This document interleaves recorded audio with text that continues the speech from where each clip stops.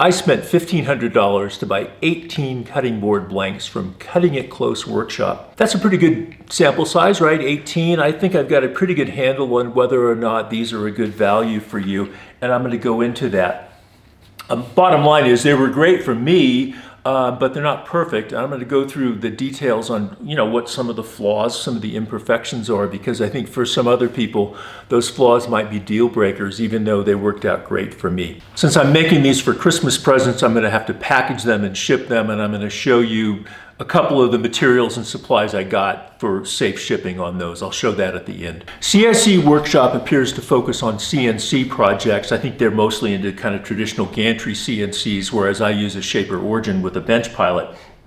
But nonetheless, they make these cutting boards available as what they call an inlay kit, right? And so if you get the full inlay kit, in addition to getting this base board, they would also sell you, a thinner piece of wood to use for an inlay. And I think with their typical inlays, they kind of cover the entire board with the inlay. And that's really not my style. But if you don't want the top board, if you want to get your own inlay material, like I did here on this, feather inlay, I've got a bunch of different materials. You can go into their website and just say none for the top layer, and just order these baseboards.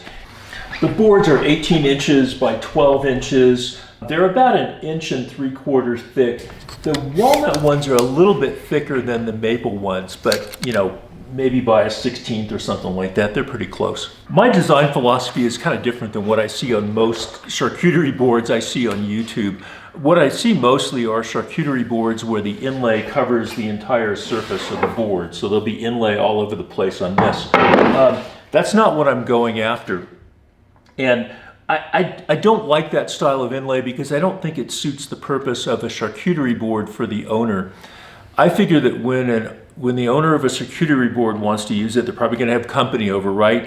And what they're focused on, 99% of what they're focused on is the food.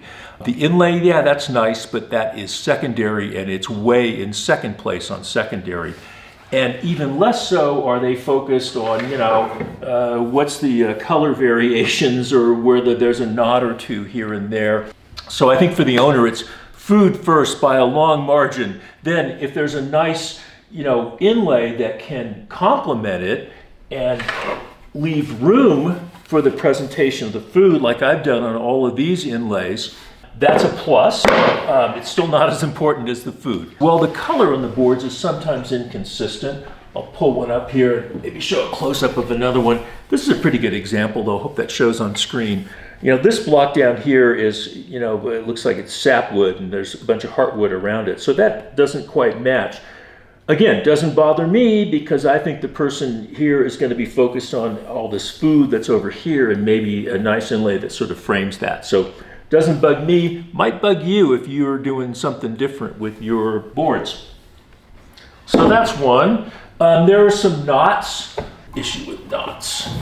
So some of the boards have some pretty big knots. I'll come up right close and show you over by this foot. That's a pretty big knot right there, and that would mar it for a lot of people. Now, in a lot of cases, you can flip it over and the knot doesn't go all the way through, and that's nice. So that's totally usable. I don't care if there's a knot on the back side. In other cases, though, the knots do go all through the board, and so a knot will show, and I'll have some video of a couple of the knots that actually do show. And if that bothers you, if you can't live with the knot showing, then maybe these aren't the boards for you. The corners on some of the boards are just slightly off square. It's no big deal. It's hardly even noticeable. But, if you're really picky about that and you put a square up to it and you put a light under the square, you can see some light shining through where they're not perfectly square. I think particularly if you chamfer the edges like I did, it's really hard to notice. Now, I recommend that you not drop these on your hard concrete workshop floor, because if you do that, it is going to bruise an edge. It'll bruise it pretty badly. So I had to round all of the edges on this thing because I had to get rid of that bruise that was self-inflicted by me. So just handle them a little bit carefully. Some of the boards don't sit perfectly flat. I think I've got some video on that. So I deal with that by adding silicone feet. I'm going to want those anyways. And once I add the feet, this one was kind of rocking quite a bit. I think I got some video of it I'll put up there.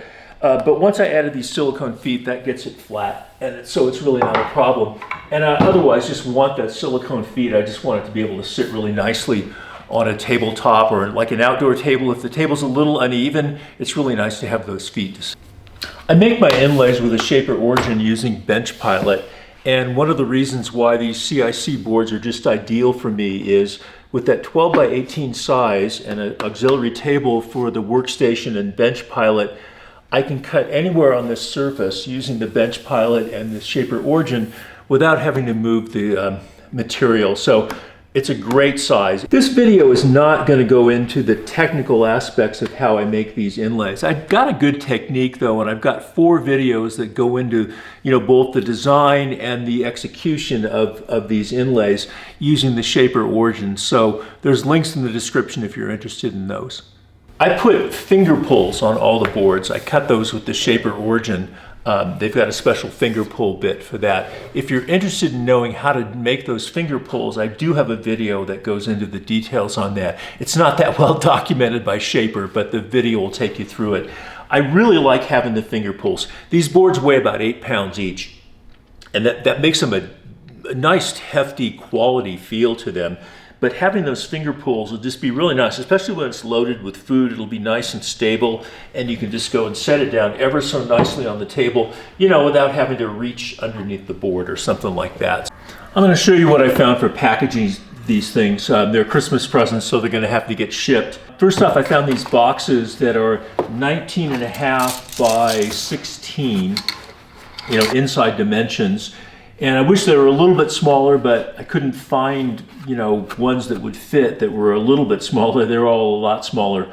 I bought corner protectors.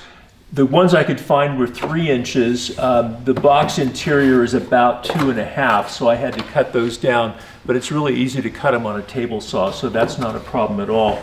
And what I do is just put a corner protector on each corner.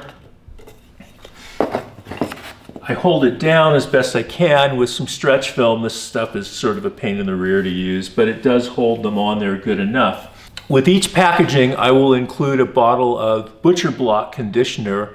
It's a nice thing to do, right? So if it gets kind of where it's not as shiny anymore, somebody can just squirt a little bit of on there and they'll restore it. So there's plenty of room for that to go in there.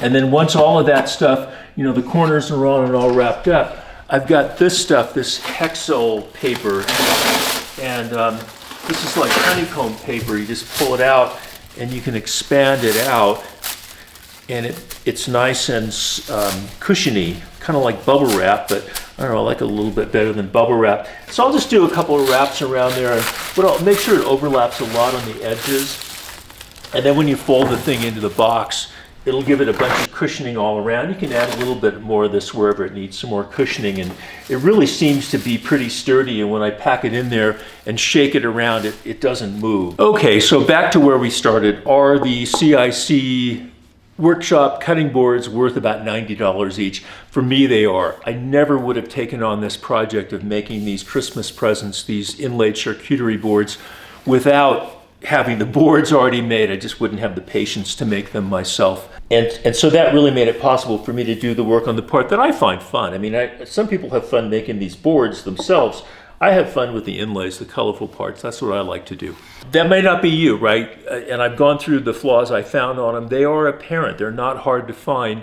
I can overlook them. They're not deal breakers for me, but they might be deal breakers for other people depending on what they want to use the boards for.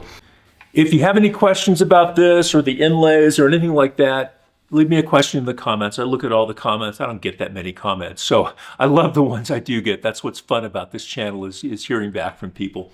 And of course, if you like the video, you should hit the like button and you should subscribe and all that stuff that you always hear on every YouTube video. Anyways, thanks again for watching. Hope to see you back soon. Bye.